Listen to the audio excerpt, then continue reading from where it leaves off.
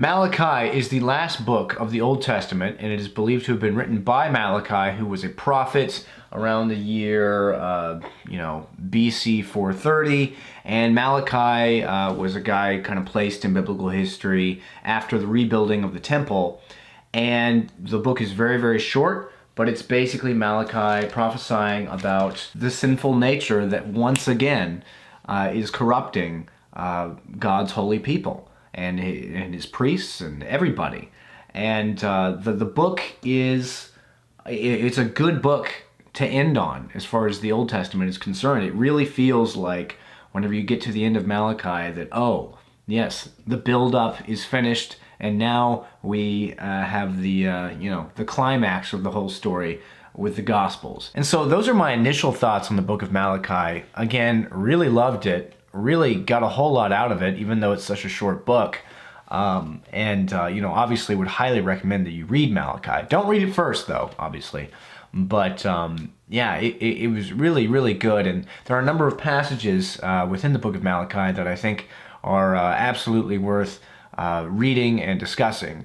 I don't know, these passages and verses, I was like, yeah, man, the Old Testament is finishing with a bang. This first passage is Malachi chapter 3, verses 1 through 5, and this passage is really cool because it seems to be almost explicitly, prophesying about the coming of Jesus and John the Baptist preparing the way for him. So let's go ahead and read it, and then we'll discuss further. See, I will send my messenger, who will prepare the way before me. Then suddenly the Lord you are seeking will come to his temple. The messenger of the covenant, whom you desire, will come, says the Lord Almighty. But who can endure the day of his coming? Who can stand when he appears? For he will be like a refiner's fire or a launderer's soap. He will sit as a refiner and purifier of silver. He will purify the Levites and refine them like gold and silver. Then the Lord will have men who will bring offerings in righteousness, and the offerings of Judah and Jerusalem will be acceptable to the Lord, as in days gone by, as in former years. So I will come near to you for judgment.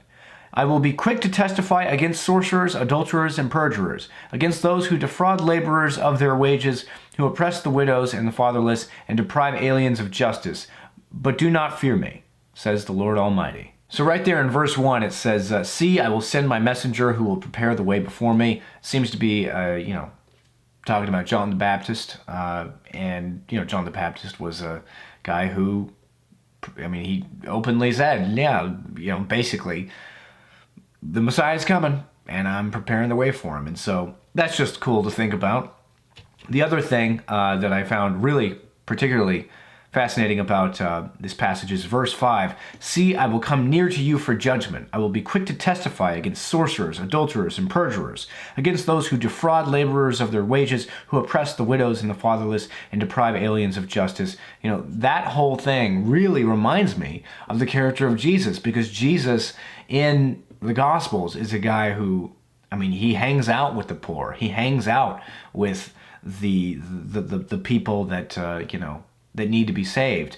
But even though he does that, he passionately speaks against, their some of their immoral behavior. But even more so, he just calls out crap from the supposedly righteous people. And I don't know, the verse 5 really reminded me of Jesus quite literally, just being like an actual social justice warrior. I know that term is pretty insane these days as far as its negative connotations are concerned. But when you actually think of what, social justice would be, Jesus is the kind of person that you would think of, or at least when you think of social justice, that's what it should be. It should be people like Jesus, not people, with green hair that, try to defund the police. But yeah, the whole passage is, it talks about basically, he will be like a refiner's fire. It's like Jesus did refine, the church and just kind of the whole world, if you think about it. Now, this next passage is Malachi chapter 3, verses 13 and 14. And this passage, it comes during a portion of Malachi where God is basically like, goodness gracious, my people, you are taking a crap in my face again. And so just know that going in as I read this passage. You have said harsh things against me, says the Lord, yet you ask, what have we said against you? You have said it is futile to serve God. What did we gain by carrying out his requirements and going about like mourners before the Lord Almighty? But now we call the arrogant blessed. Certainly the evildoers prosper, and even those who challenge God escape. The reason I marked this passage is because this seems to be the attitude of Western civilization concerning God. Western civilization, Western culture has become, very irreverent concerning religion, particularly Christianity. People are like, why serve God? Why do all these things? Why? It says here in verse 15, but now we call the arrogant blessed. Again, our culture today, we do call the arrogant blessed. We worship the most arrogant people on the planet. We worship Donald Trump. We worship these politicians, Joe Biden, all these people. We absolutely worship arrogance. The latter part, certainly the evildoers prosper, and even though those who challenge God escape. That is another thing that is very popular, I think, in our culture today. People think, oh, God won't catch me doing anything because God doesn't exist. I'll escape judgment.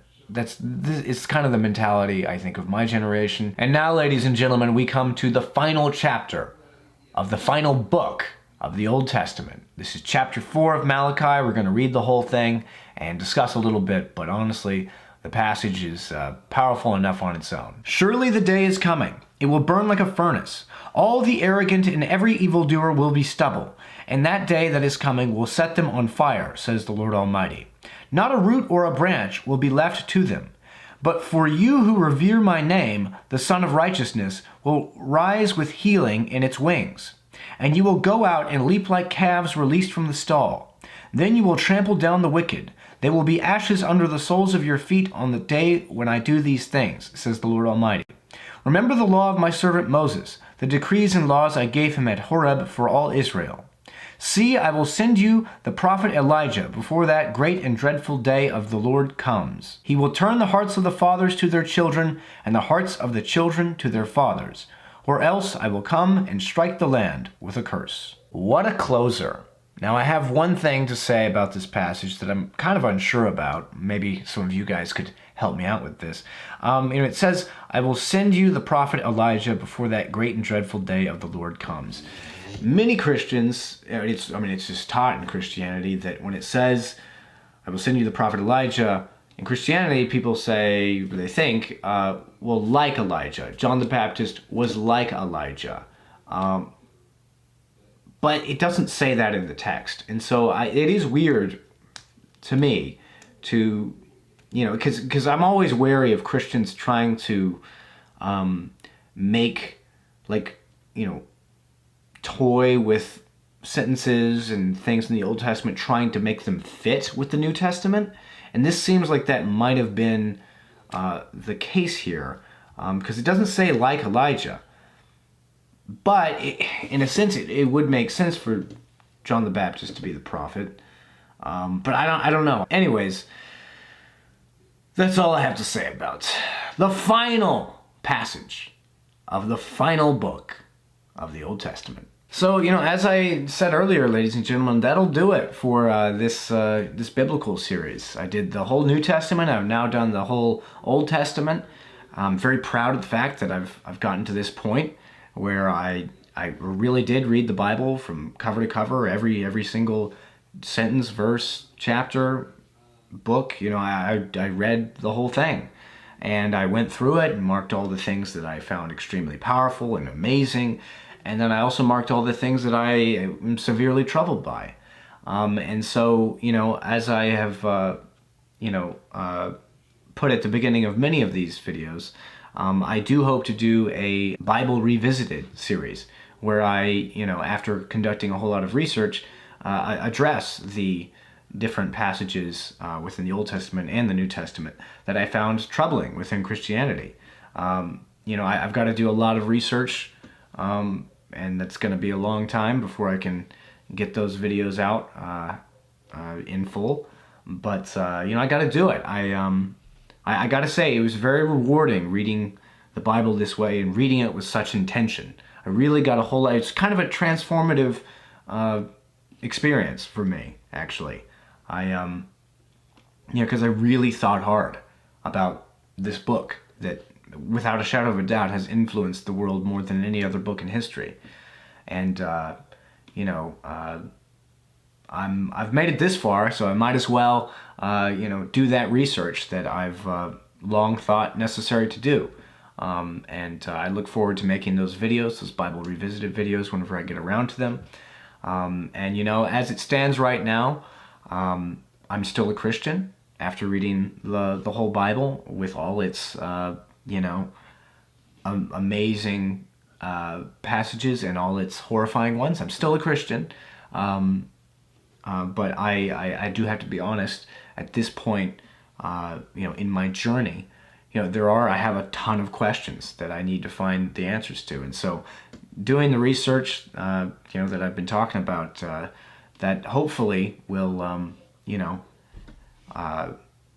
either shore up my faith even more, or lead me to abandoning it for something that's more true. I don't know. Whatever the case is, I'm going to, pursue the truth and hug it for whatever it is and wherever it can be found. Anyways, though, ladies and gentlemen, that'll do it for my thoughts on the book of Malachi. Now I want to know, what did you think of the book of Malachi if you read it, or if you didn't read it, what did you think of this video? Please leave whatever thoughts and comments you might have in the comment section below. And as always, if you liked this video, please like it and subscribe, tell your friends about the channel, and never forget to